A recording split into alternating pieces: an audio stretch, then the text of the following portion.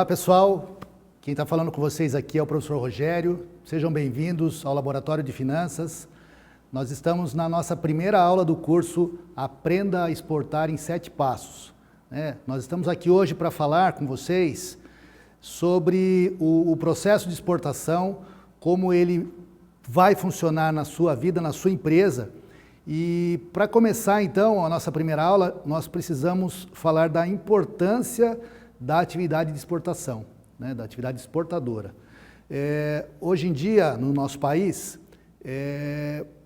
fica muito claro que com a crise que nós estamos passando, com as situações adversas que o país tem vivenciado, que cada vez mais é mais importante que o país possua empresas, possua profissionais qualificados para atuar no segmento de exportação. É sabido que as empresas que exportam, elas têm mais dinheiro, elas conseguem mais recurso. Eu tenho muito mais benefício para quem exporta do que para quem importa.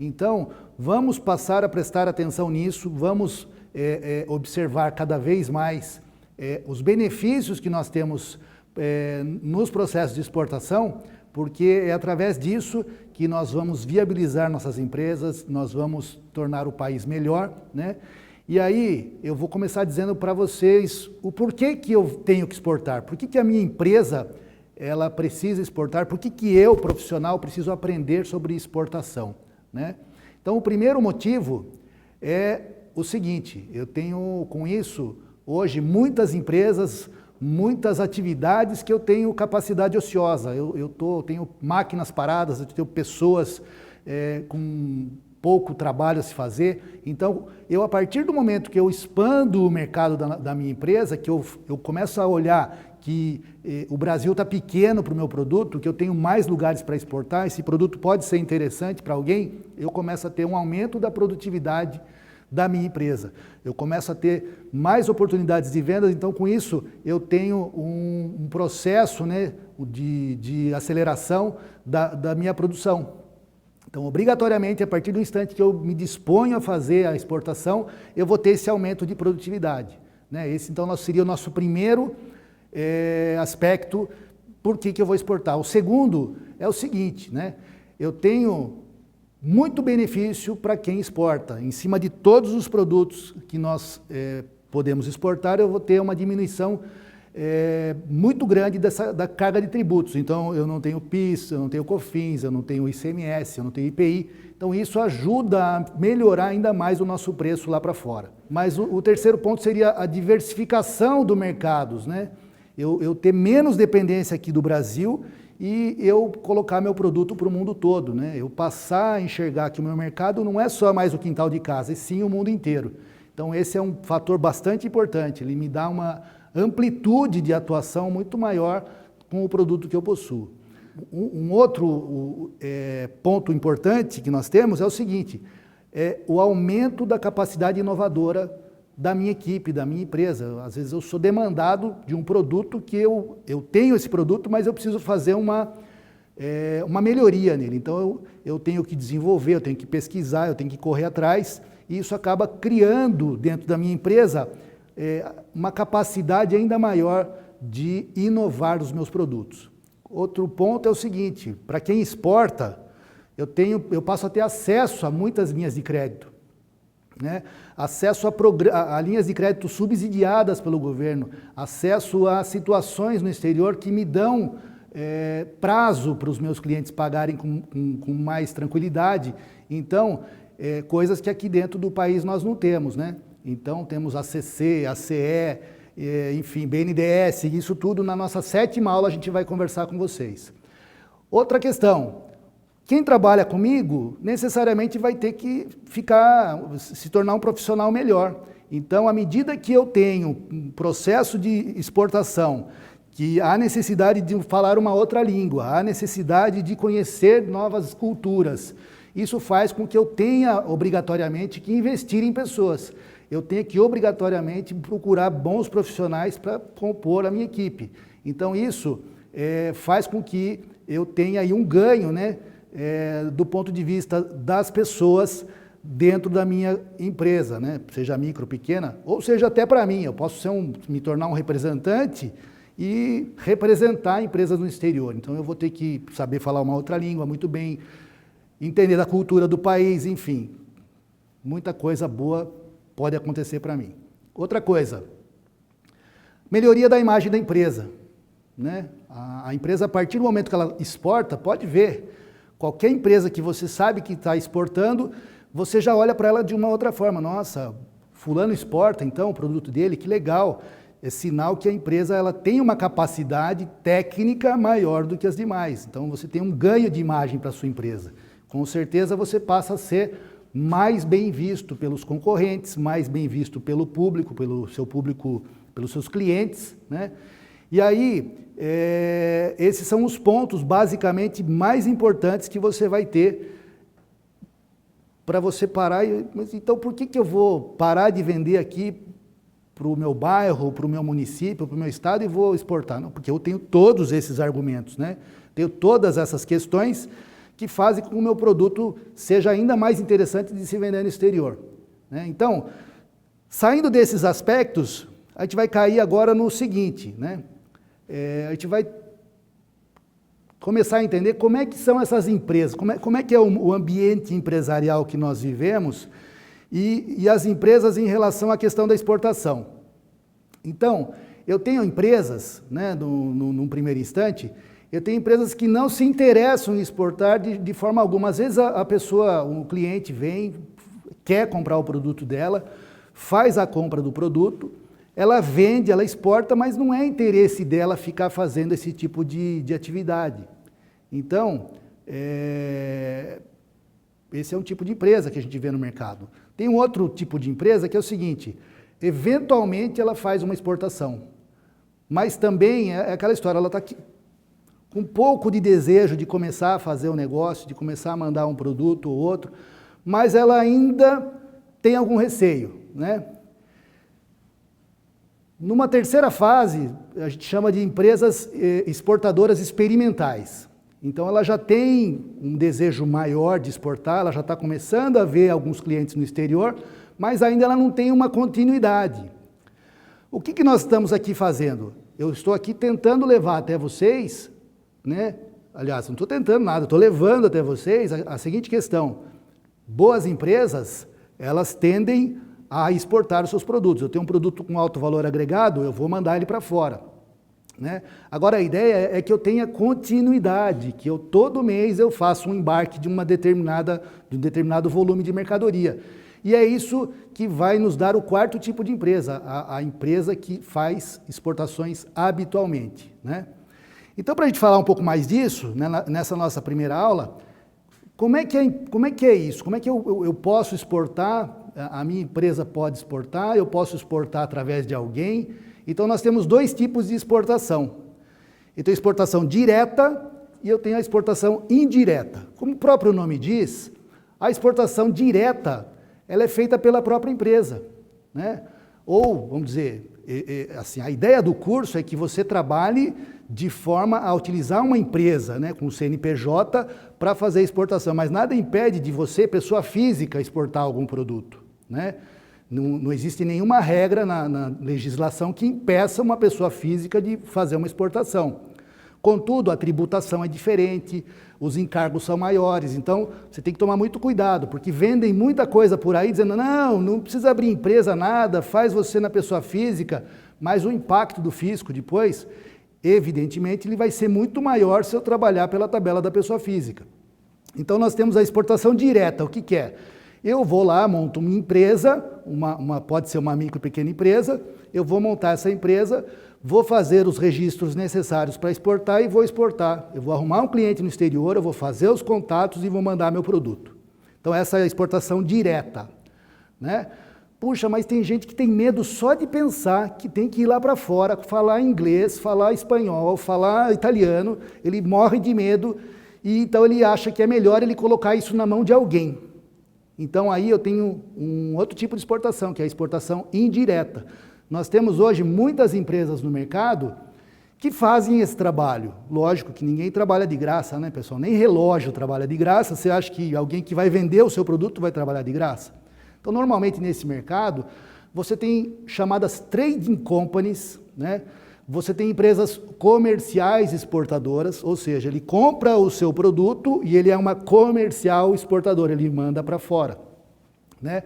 E você tem também os chamados consórcios de exportação. Várias empresas se reúnem para exportar os seus produtos. Então, como se fosse uma associação, uma cooperativa, para fazer esse negócio. Então, hoje, basicamente, nós temos as trading companies que fazem muito esse trabalho. Então, eles vão cobrar em torno de 5% a 10% para fazer esse trabalho de pegar o seu produto, fazer toda a documentação, fazer toda a parte do despacho aduaneiro desse produto, e eles vão fazer toda a finalização do processo de exportação para você, né? Consequentemente, você vai receber tudo, né? Você vai ter a entrada desses recursos, mas você vai ter que pagar uma comissão de 5% a 10% para essa empresa fazer para você. Então, pessoal, como eu estava falando, eu tenho aqui uma tabela, né? Onde você vê os tipos de empresa, o enquadramento delas, a questão dos sócios, as opções tributárias e onde a gente vai formalizar essa empresa. Então, dentro da questão do empresário individual, que eu acho que é a grande maioria de quem está assistindo esse nosso curso, eu tenho aqui as MEIs. É a micro, pequena empresa individual, que ela tem o faturamento de até R$60 mil por ano. Eu vou cair daí, passando um pouquinho acima, eu vou cair para a microempresa, que ela tem um faturamento de até 360 mil por ano. Eu tenho a EPP, que vai ter 3,6 milhões. Então, eu tenho uma empresa normal daí que tem faturamento acima de 3,6 milhões. Seguindo um pouco, eu tenho a Eireli, que também, para microempresas, ela tem até 360 mil de faturamento. Ela sobe para a EPP, que vai cair num quadro de 3,6 milhões de faturamento ano. E eu também vou ter empresas normais aí com 3,6 milhões de faturamento ou mais por ano. A última e mais completa seria a sociedade limitada, né? Que ela serve para qualquer tipo de empresa e você tem aí também todos os tipos de volume de faturamento. Ocorre que, olhando ali a opção tributária, quando você tem lá empresário individual, você cai no Simples Nacional. Quando eu passo daí para baixo aqui, ó, na questão das MIS, das EPPs e da empresa normal, eu já tenho Simples, Nacional, lucro real ou presumido. O importante é a gente notar aí, lucro real ou lucro presumido. Qualquer empresa que você enquadrar em lucro real ou lucro presumido, dentro dessas que nós podemos enquadrar, nós teremos a questão do benefício fiscal garantido, né? Quando eu trato de lucro real, eu estou adiantando já uma das nossas aulas, que é a terceira aula. Eu estou adiantando a terceira aula, onde eu faço a composição do custo do nosso produto a ser vendido para o exterior. E o importante é saber o quê? Se eu estou trabalhando com lucro real, eu tenho a isenção, né, ou a recuperação, eu ganho o crédito de PIS, COFINS, ICMS e IPI. No caso do lucro presumido, eu vou ter a recuperação do IPI e do ICMS. Eu acabo perdendo o PIS e o COFINS, tá ok? Então, é bastante importante a gente entender isso, porque na hora de fazer a abertura da empresa, é bastante importante que eu saiba os benefícios que eu vou ter em optar por um modelo de empresa ou outro, né? E aí, pessoal, eu aconselho você a começar pequeno, né? Fazendo a opção correta pela tributação, mas começando com volumes pequenos. Você não precisa gastar uma fortuna no contador de cara, querendo abrir uma empresa que você acha que vai faturar mais de 3 milhões. Não, começa com uma empresa pequena e conforme você for crescendo, você vai fazendo os ajustes na sua empresa. O importante é você escolher o modelo correto e a partir desse modelo correto, você vai poder começar a fazer o seu processo de vendas e ampliar esse processo de vendas para vendas internacionais através do processo de exportação. Tá ok? Então, pessoal, agora que você sabe qual é o modelo de empresa que você tem que ter para poder fazer um processo de exportação, eu digo para você, através desse modelo, você tem a questão de poder exportar de forma indireta, né? Então você pode exportar de qualquer um daqueles tipos de empresa que nós acabamos de ver via um terceiro, uma nova empresa, uma comercial exportadora ou uma trade. Então, assim, desculpa para exportar, você não tem nenhuma, né? A desculpa que você pode me dar assim, eu não quero ganhar mais. Então, tudo bem, beleza, né? Agora eu tenho uma piada que é a seguinte, né? Quem não gosta de dinheiro é bobo. Porque se você for no hospício e esfregar uma nota de 100 na grade, o louco vai e pega o dinheiro da sua mão. Por quê? Porque ele é louco, ele não é bobo, né? Então, eu estou falando para você, você vai ganhar dinheiro, você não quer fazer, é porque você deve ser bobo. Porque o louco, ele não perde tempo, ele vai querer ganhar dinheiro, entendeu? Então, brincadeiras à parte, são muito poucos os argumentos que você vai me dizer, falando, não, eu não quero vender porque eu acho que eu não vou saber falar inglês. Tudo bem, limitação de idioma, limitação, enfim, do que você quiser me dar de desculpa para não exportar, é um direito seu. Agora, que você vai ganhar dinheiro, se você decidir, se você optar por fazer exportação, você vai com certeza. Basta saber fazer o cálculo certo e saber o como fazer. E é por isso que a gente está aqui com vocês. Então, pessoal, na sequência, o que a gente vai ter? Eu já estou falando para você, tem a exportação indireta, né? E aí, voltando para a questão das exportações diretas, que eu estava falando, é muito mais simples eu fazer pela minha empresa do que eu ficar dependendo do outro, mas pode ser que num determinado momento, nas suas primeiras operações, você decida por fazer por uma trade company. Aí você vai pegar o jeito, você vai se adaptar melhor, você vai conhecer os seus fornecedores, aliás, os seus clientes, e você vai acabar criando coragem para começar a fazer os processos de exportação dentro da sua própria empresa, né? Então, eu estou aqui para deixar você bastante tranquilo de que é super simples e super possível fazer qualquer processo de exportação. Agora, para que isso possa acontecer, existem algumas regrinhas básicas para a gente poder trabalhar dentro desse mercado. Então, a primeira eu tive que montar uma empresa, legal. Passa por montar uma empresa, por quê? Porque eu não estou aqui para ensinar nada errado para vocês, eu estou aqui para dizer, dentro do Brasil, aqui no nosso país, as regras para você ter uma empresa para fazer o processo de exportação são essas. Primeiro, você tem que ter uma empresa aberta, com registro na JUSESP. Depois, você vai ter o quê? Você vai ter que fazer o registro de exportador e importador, que se chama REI. Então, você vai ter até a Receita Federal e vai solicitar esse registro, né? Passado um tempo, eles vão liberar esse registro para você e você vai poder fazer as exportações. Em conjunto a isso, você tem um registro de exportador e você vai ter um outro que é muito famoso, que é o radar. O que é o radar? Como o próprio nome diz, o radar ele não pega tudo que está vindo em direção a ele, né? O radar é usado naqueles navios de guerra, aeroporto. Então, tudo que está chegando, ele vai capturando. O radar é um sistema que foi idealizado para se conseguir capturar todas as informações que se referem ao processo de exportação de um produto. Então, eu vou ter informações sobre o produto, eu vou ter informações sobre a empresa que vai transportar, eu tenho informações sobre a empresa fabricante, eu tenho as autorizações dos determinados órgãos, tudo concentrado nesse sistema chamado radar. Então, pessoal, o radar ele tem 4 níveis de autorização. O primeiro nível a gente chama de ordinário. Então, o ordinário ele serve para todo mundo. É uma autorização padrão que todo mundo obtém junto à Receita Federal. O que acontece? Foi criado uma autorização especial. E essa autorização especial, ela é simplificada, não é especial, ela é simplificada. Então, a simplificada, como o próprio nome diz, ela torna mais simples os processos, porque ela foi em cima de um fator volume de recursos, né? O volume de vendas mensais que você vai fazer através do seu processo de exportação.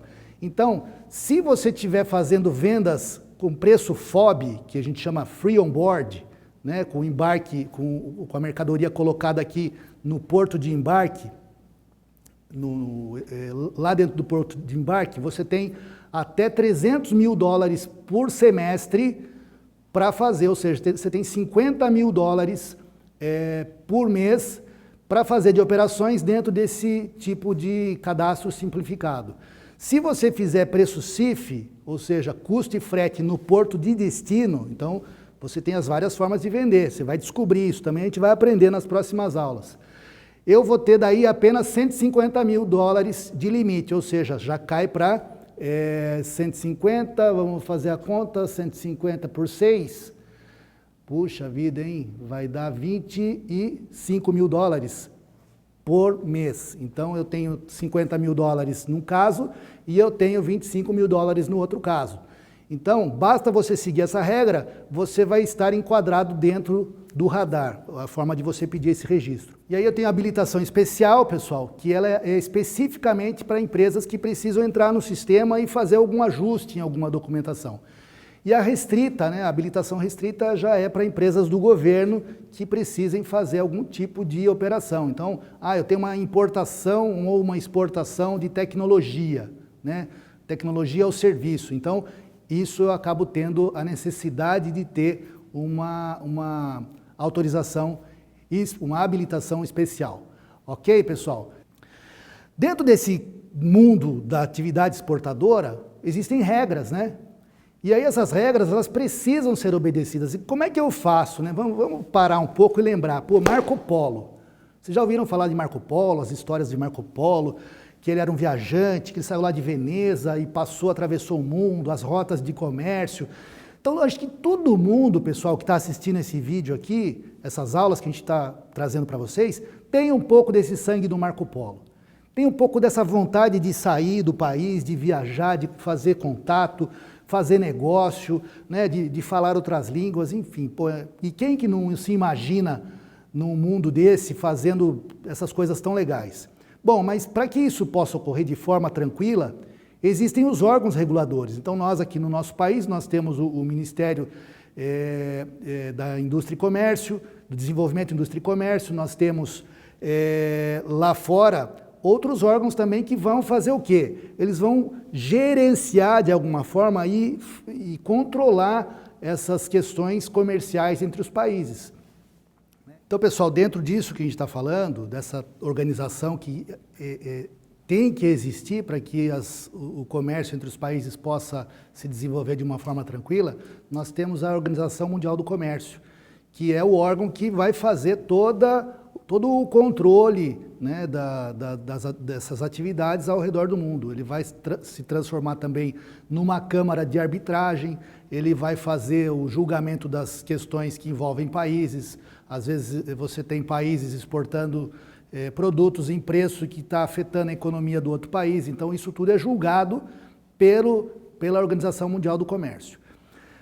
Vamos lá então, saindo da Organização Mundial do Comércio, a gente vem para as questões que são mais relacionadas ao nosso país, né? Então, nós temos alguns sistemas, nós temos dois específicos. O primeiro é o Sistema Geral de Preferência, o SGP, e o outro é o Sistema Geral de Preferências Comerciais, o SGPC. Esses dois sistemas, na realidade, eles se fundem e eles criam um ambiente entre os países onde você tem diversos acordos entre esses países, onde se inclui o Brasil, para os quais eu, pegando o meu produto e encaminhando esse produto para aquele outro país, eu vou ter um benefício fiscal na hora que esse produto chegar para lá, até o outro país.